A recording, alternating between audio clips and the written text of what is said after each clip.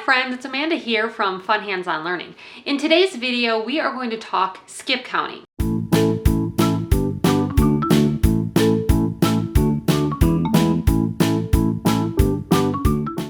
I'm going to show you an activity that is new in my shop.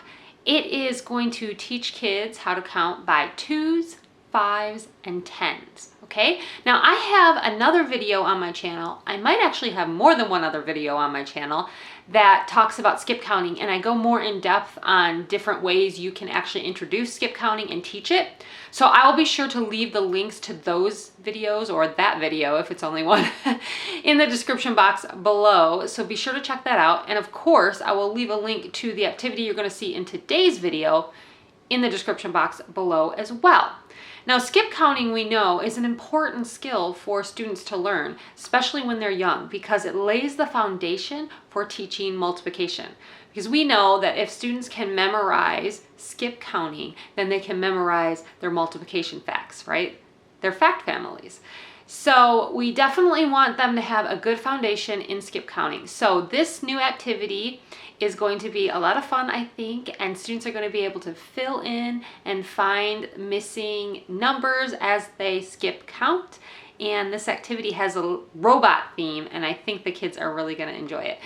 So if this sounds like something you want to see, then let's go ahead and get right into it. Okay, this skip counting activity has a robot theme, and there are a few different elements to this activity. This activity is going to work on counting by 2s, 5s, and 10s. So let's start with counting by 2s. One of the things you can do with this activity is you can use these robot skip counting cards. Students will choose a card, and then they will start with the first number. They are going to skip count and try to figure out what the missing number is at the end. So here we have skip counting by 2s, 86, 88, 90, 92, 94. What comes next? Students would have to know that the next number is 96. Now, I have put all of the answer cards in this pocket chart, and the students would have to find the 96, and then they're going to place it on the missing spot, like so. Then they could take the next card and start skip counting again. So there are an array of these skip counting by 2 cards, okay? Another aspect to this activity are the skip counting mats. Now these mats start at the first number. So it's going to start with 2 because we're counting by 2. Now what I did is I placed my skip counting mat into a plastic sleeve so that students could use a dry erase marker.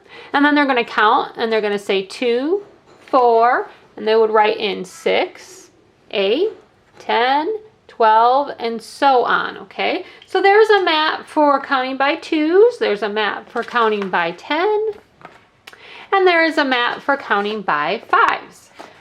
Another way I like to use these mats is with my movable 100 chart.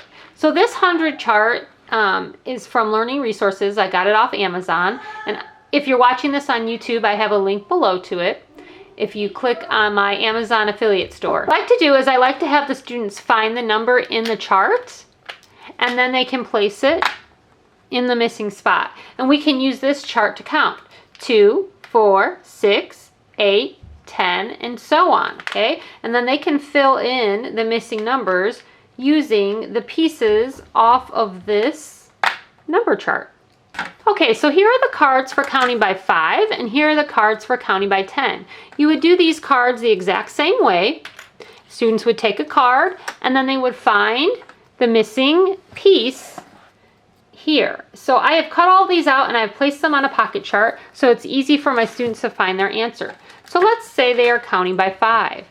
70, 75, 80, 85, 90. What comes next? And of course, they would have to find 95 and place it on their card. I have other skip counting activities in my store, so be sure to check out the links below. I have some skip counting books, and I think I have a few worksheets as well that work on skip counting. So I will leave links below to everything in the description box. I hope your students really enjoy this activity, and as always, happy learning. Bye.